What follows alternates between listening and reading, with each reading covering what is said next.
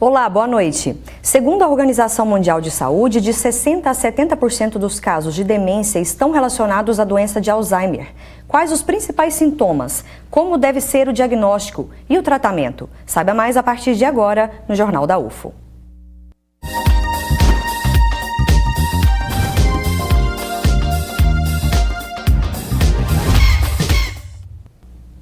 A pauta desta edição do Jornal da UFO é Alzheimer. E a gente começa a nossa entrevista com dúvidas da população. Vamos ver a pergunta do João Sérgio. Não, porque eu sempre assim, mais é uma curiosidade, sabe? Porque eu vejo falar muito nisso aí.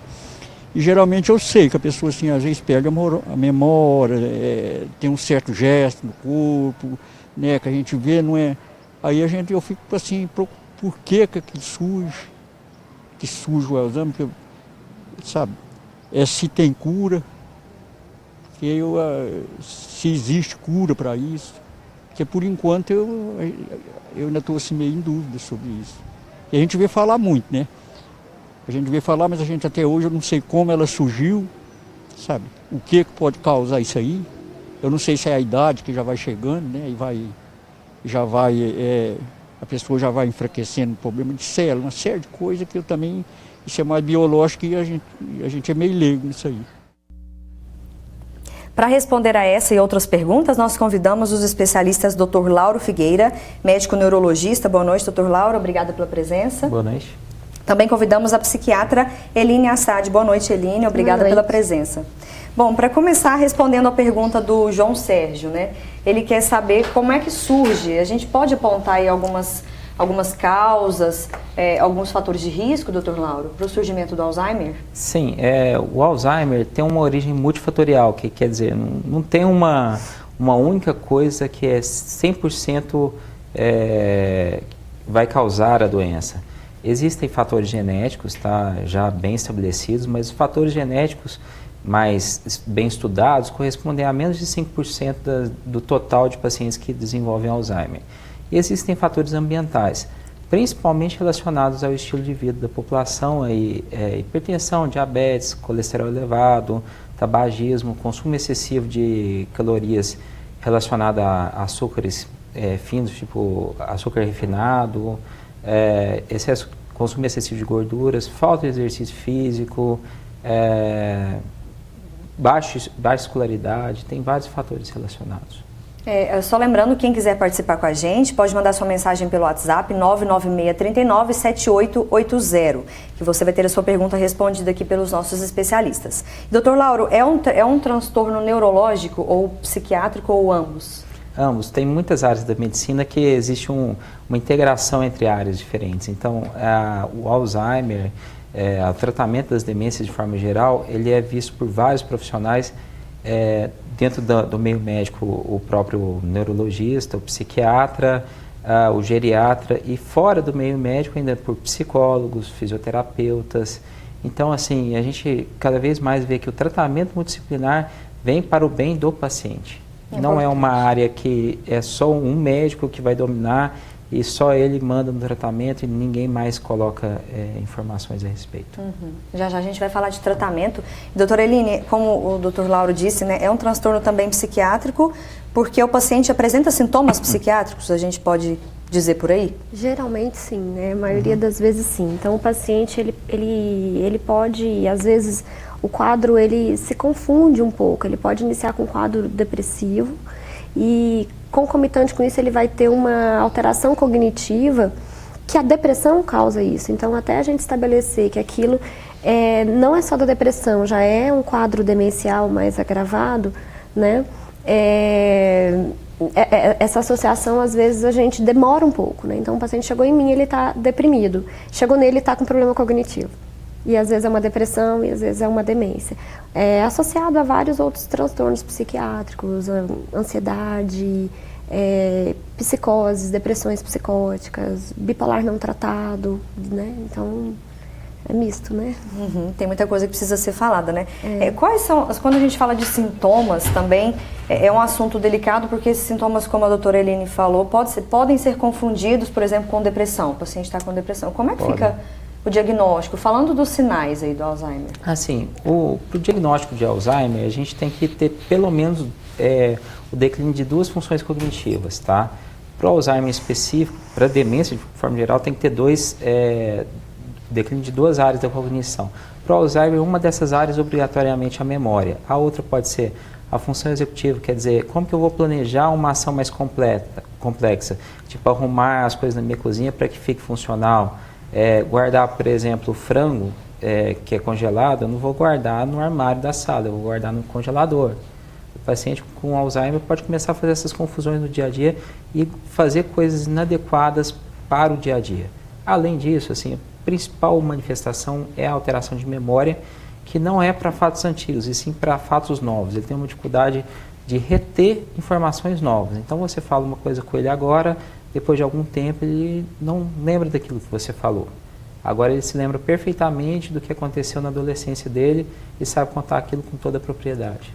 Perda de memória recente, então, a gente pode falar assim, uma característica. Perda de memória recente associada a outros fatores ali, outras queixas cognitivas. Podem ser, então, função executiva, a dificuldade de executar coisas que antigamente ele fazia muito bem, tipo mexer no computador, mexer em eletrodomésticos, dificuldade na linguagem de lembrar palavras específicas, dificuldade de se orientar no tempo, no espaço, tá? De forma geral, as atividades mais complexas, elas são acometidas primeiro. O problema é que a gente pega, por exemplo, um paciente muito idoso, que às vezes não está com uma atividade muito intensa intelectualmente, e isso passa batido. Ninguém fica testando ele no dia a dia, o que ele está achando de política, o que ele está achando do jornal que ele viu hoje. Fica num assunto mais brando, mais simples do dia a dia, e quando a gente realmente faz o diagnóstico de demência, é porque a pessoa já não está cognitivamente bem há algum tempo.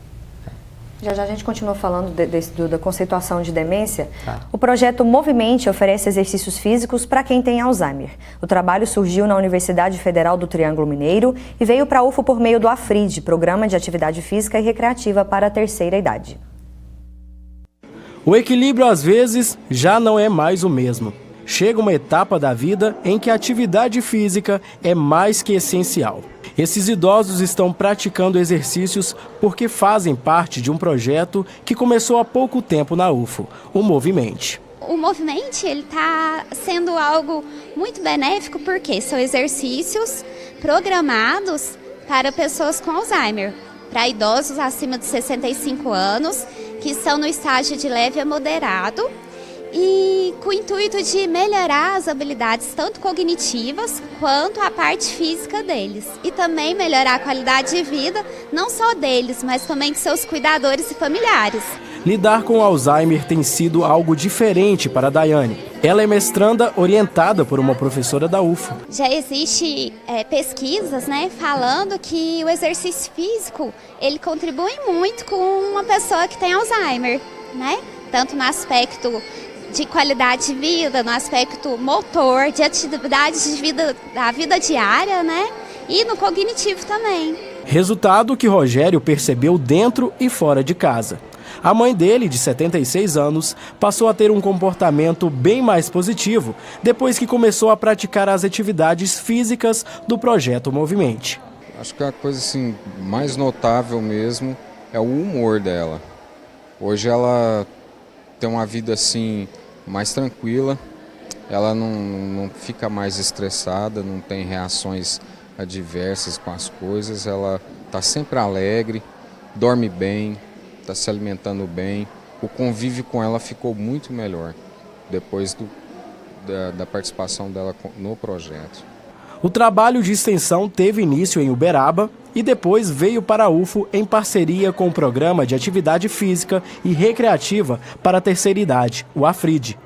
O objetivo das pesquisadoras é buscar novas formas de melhorar a vida dos pacientes que possuem Alzheimer.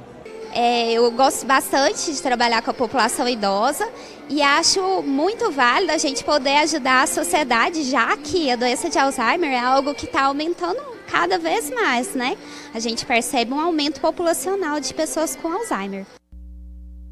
Lembrando, esse projeto, os atendimentos são gratuitos. Quem tem interesse pode entrar em contato com a Daiane pelo telefone 8813-3332. Lembrando que esse projeto é só para pacientes com Alzheimer, então é preciso o laudo médico e o parecer do médico para que esse paciente esteja apto a praticar atividade física. Doutora Eline, como que o psiquiatra pode ajudar, pode auxiliar, não só o paciente, mas o cuidador? Porque a gente precisa tratar todo mundo no caso do Alzheimer, né? Sim, a gente precisa fazer um acompanhamento da família. Para mim, o primeiro ponto é que nunca uma pessoa só deve se responsabilizar por todo o cuidado, né? Porque o Alzheimer, ele é crônico, ele vai se agravando com o tempo, vai exigindo mais cuidados, maior vigilância, e quando isso fica na mão de uma pessoa, essa pessoa ela passa a viver só para cuidar. Né? Então ela vai se estressando muito, né? A gente precisa olhar para esse cuidador, chamar a família, dividir os cuidados. Primeira coisa, orientar em relação à doença. O que é a demência, o que é o Alzheimer, o que a gente espera com o tratamento, o que é a progressão. A cada etapa de progressão, a gente precisa chamar a família novamente e fazer nova orientação. Olha, agora o quadro é esse, como que vocês vão se organizar com isso? Então, a saúde mental do paciente e do cuidador, dos cuidadores, né? Então vamos colocar no plural, que é muito importante isso, dos cuidadores é extremamente importante, né? Uma família que se organiza, uma família que entra em acordo, leva o adoecimento do doente querido de uma forma muito mais fácil do que uma família que não se organiza, de uma família que briga, de uma família que deixa em cima de uma pessoa, mas eu sou casada, eu tenho meus filhos, eu tenho meu trabalho, eu estou no meu mestrado. Então cada um todo mundo vai estar numa etapa de vida, né? Então todo mundo tem a própria vida a seguir, os próprios sonhos, e tem esse parente adoecido. O que a gente vai fazer? Vamos entrar num acordo. Então a gente precisa conversar muito para que o indivíduo não adoeça, o cuidador não adoeça. É importante a gente falar sobre isso. Como a gente viu na reportagem, doutor Lauro, a atividade física é fundamental, né, em qualquer época da vida, mas principalmente para pacientes com Alzheimer, ela reduz a sintomatologia da doença, a gente poderia dizer assim? Sim, tem estudos inclusive que mostram que o exercício físico pode prevenir a doença, diminui o risco da doença em si. E pacientes que já estão com a doença e que continuam se movimentando, tendem a ter uma progressão mais lenta da doença e tendem a ter efeitos físicos menores, por exemplo, desequilíbrio, ele vai acamar e ir para a cama e realmente não conseguir mais se locomover muito mais tardiamente do que o paciente que fica lá parado, que não tem estímulos, tá? Então é muito importante para todas as pessoas fazer exercício físico e para esse grupo não é diferente, o exercício físico é uma atividade importante. E a gente pega uma população difícil, né? Porque quando você vê um idoso já demenciado, a tendência sua é deixar ele no cantinho dele, sem fazer nada. E isso não é bom para ele. Né? O exercício físico, aí é inclusive uma solução muito boa, porque o exercício físico é prazeroso. Muitas vezes o profissional fica insistindo em fazer só fisioterapia, por exemplo. Fisioterapia, na maior parte das vezes, é moroso. É uma coisa que o idoso não quer ir lá fazer. É muito mais interessante você levar ele para fazer um exercício físico que ele goste do que propriamente fazer só fisioterapia. E assim, uma coisa que eu sempre coloco, às vezes a gente fica muito bitolado em querer só hidroginástica. Para essa população, a hidroginástica talvez não seja bom, porque cognitivamente eles não estão bem, eles têm um risco maior de afogamento, tá? E pode ser um exercício físico de solo mesmo, tá? Importante ressaltar isso aí. Já já a gente continua a nossa conversa. Se você tem alguma dúvida, mande uma mensagem para o nosso WhatsApp 99639-7880. Ainda hoje a gente mostra alguns editais abertos para concurso. Já voltamos.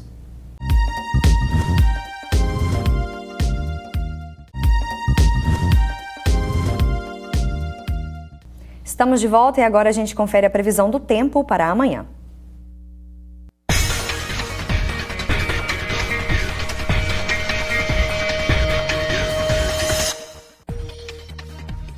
Uberlândia pode amanhecer nublada na sexta-feira e há 80% de probabilidade de chuva na parte da tarde, mínima de 22 graus e máxima de 33. Em Patos de Minas, dia parcialmente nublado e também pode chover. Temperaturas variam entre 22 e 33 graus. Céu com muitas nuvens em Monte Carmelo. A chuva pode chegar na parte da noite. A máxima fica 35 graus e a mínima 20. Sexta-feira quente, mas com previsão de chuva em Ituiutaba. Os termômetros marcam entre 20 e 35 graus. Em Paracatu, céu aberto, não tem possibilidade de chuva. Mínima de 20 graus e a máxima pode chegar a 37. E tem mais gente com dúvidas sobre o assunto. Vamos conferir. A dúvida é o seguinte, é sobre como evitar, né? Como, se tem alguém que tem uma resposta para a gente, como evitar para chegar nesse ponto, né? Pergunta interessante, não é possível evitar, adiar a doença ou prevenir? Sim, é possível. Tem alguns fatores que a gente considera como risco, fator de risco, que são modificáveis. Manter o corpo ativo, como a gente falou, através do exercício físico, é uma forma de prevenir o Alzheimer, tá? Da mesma forma, manter a mente ativa é muito importante. Muitas vezes a pessoa aposenta e fica completamente parada intelectualmente, não lê um livro, não aprende uma nova linguagem, não busca, por exemplo, ler, se inteirar dos assuntos cotidianos. Quando a pessoa se mantém ativa, aprende, por exemplo, uma outra linguagem, participa de hobbies, atividades comunitárias, religiosas, ela trabalhando a cabeça, a instalação do Alzheimer costuma ser menos incidente e mais tardia. Além disso, evitar o consumo excessivo de bebida alcoólica, não fumar, não tem nível de cigarro com risco permitido, assim que não tem problema. Evitar o consumo excessivo de gorduras e açúcares e basicamente ter uma vida mais amena, mais tranquila, com menos estresse, se isso é possível, né? A gente precisa falar sobre isso, porque nos dias de hoje a gente ouve dizer que a palavra do século é ansiedade e derivados, né, Eline? É difícil, mas como que fica essa questão? Então, a gente está numa sociedade estressante, né? E, assim, a gente, por exemplo, paciente que tem quadros de depressão, de ansiedade, principalmente não tratados, né?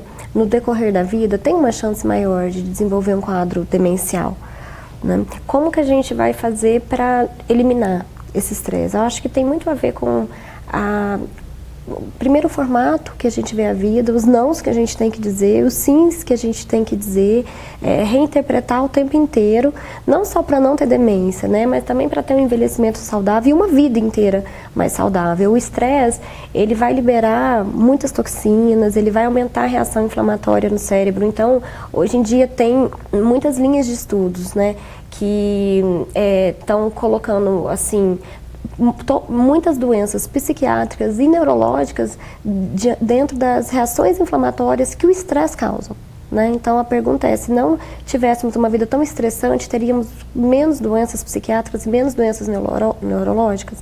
Eu acredito que sim, né? Falando de prevalência da doença, Dr. Lauro, acomete mais homens ou mulheres e ainda pode existir o Alzheimer precoce? Sim.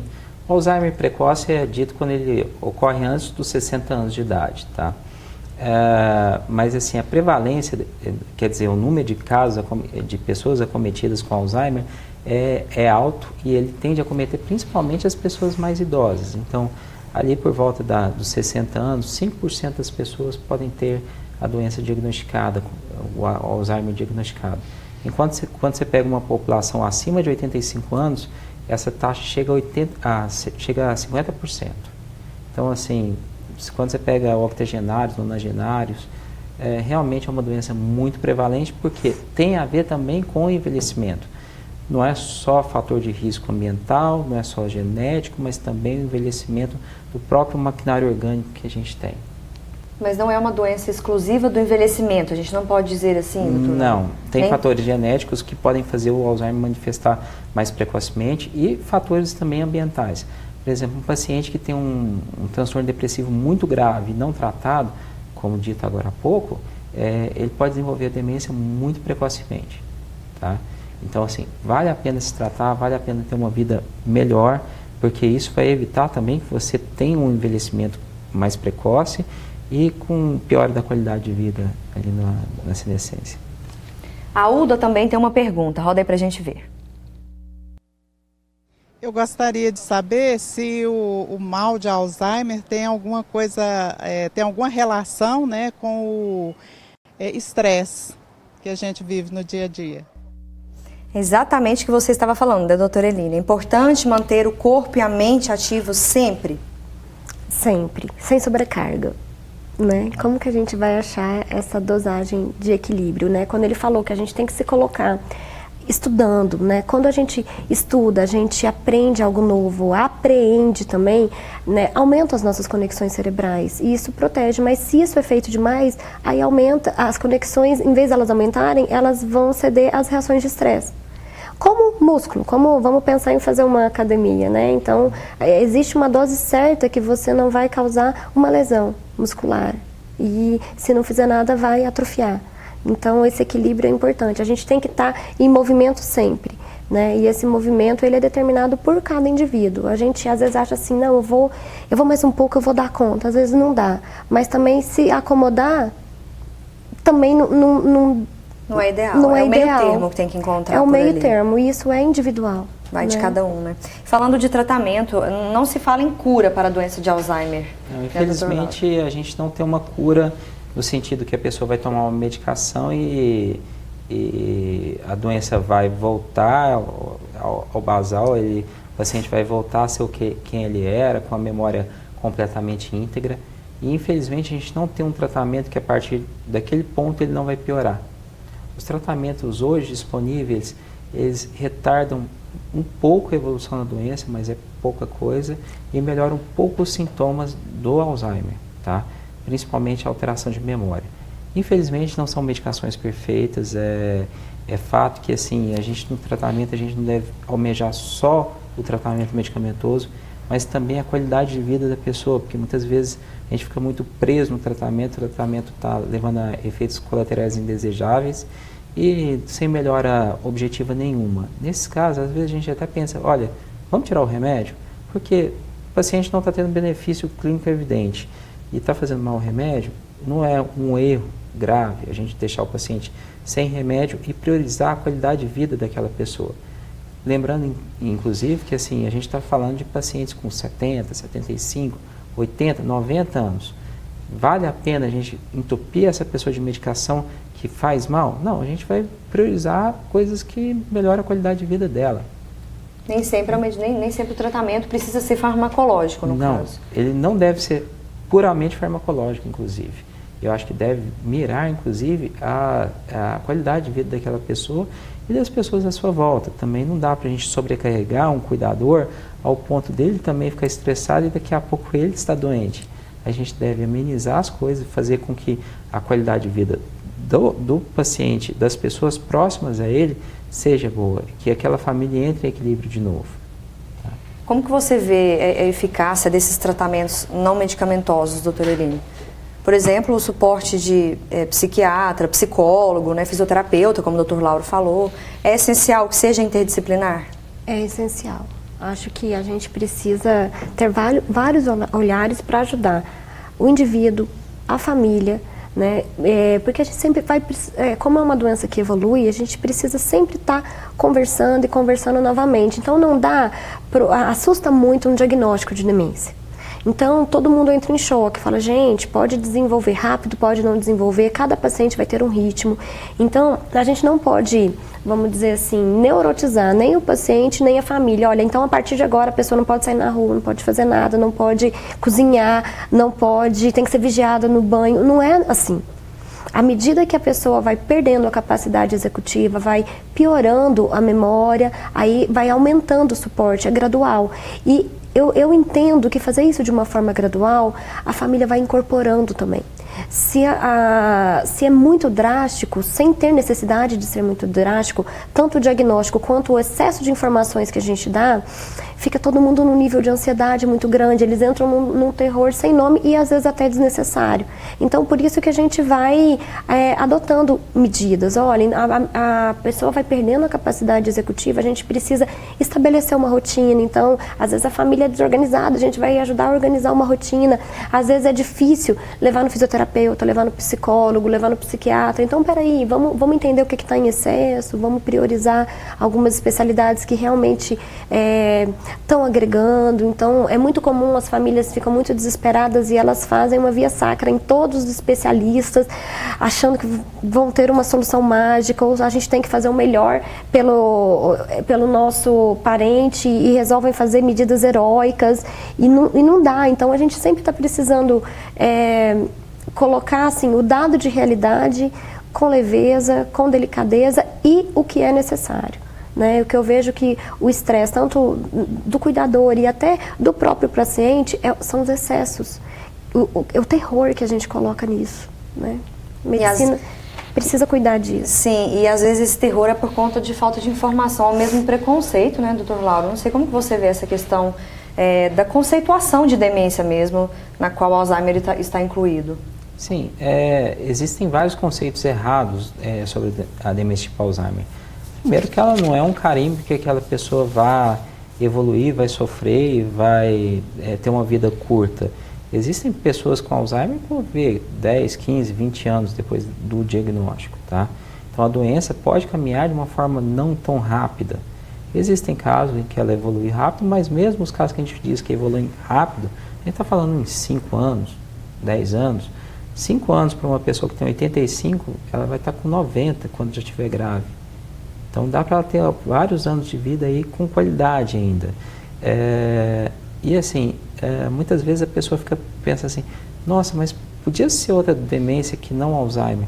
Não, na verdade o Alzheimer é uma das demências que tem uma evolução até mais lenta, menos drástica, com menos comprometimento ali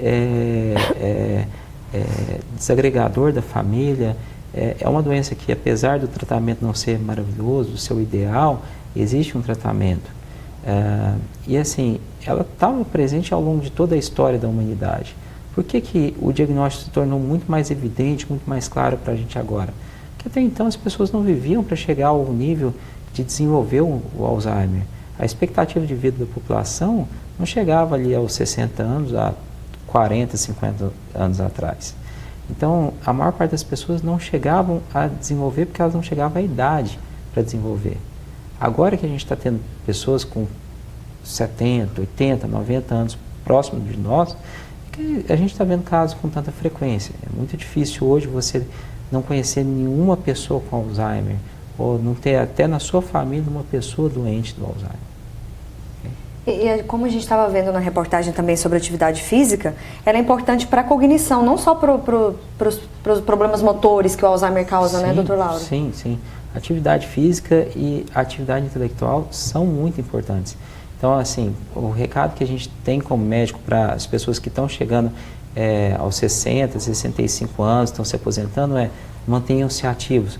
Não pensa que você vai colocar o pijama e vai ficar vendo televisão o dia inteiro, não.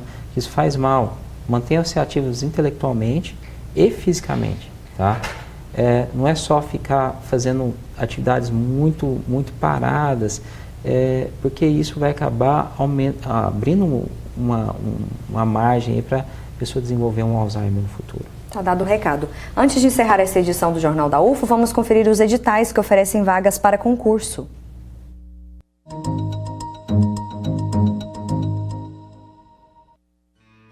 Oi pessoal, se você está em busca de um concurso público, aqui na Universidade Federal de Uberlândia há várias oportunidades para docentes. Olha só, tem uma vaga para o Instituto de Ciências Biomédicas. O candidato precisa ter título de doutor há pelo menos 10 anos, ou então ter 10 anos de experiência na área de biologia celular, imunologia, microbiologia ou parasitologia. Vaga também no Instituto de Ciências Humanas do Pontal, do campus Pontal de Tuiutaba, para o curso de Geografia. É necessário ter experiência de 10 anos na área de Geografia Humana. A Faculdade de Medicina Veterinária tem edital aberto para subáreas de Anestesiologia Animal e Saúde Pública ou Coletiva. O regime de trabalho é de dedicação exclusiva. Na Escola de Educação Básica, ESEBA, a vaga na área de Ciências da Natureza. A qualificação mínima exigida é ter licenciatura em Ciências Biológicas. As inscrições de todos os concursos podem ser feitas até o dia 4 de outubro pelo site www.ingresso.ufo.br. E fora da UFO tem oportunidade ainda para a área de bacharel em Direito. O Tribunal de Justiça do Estado de São Paulo está com edital aberto para o cargo de juiz substituto. São 310 vagas e a remuneração é de pouco mais de R$ 24 mil. Os interessados devem se inscrever até o dia 16 de outubro pelo site www.vunesp.com.br. E eu fico por aqui. No mês que vem eu volto com outras dicas para você. Até mais!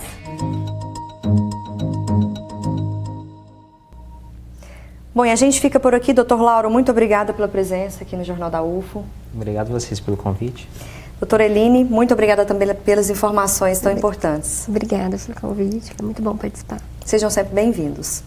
Você sabe o que diz a lei sobre doação de órgãos? O Hospital de Clínicas de Uberlândia da UFO faz captação e também transplante de rins e córneas. Amanhã você vai saber mais. Boa noite e até lá.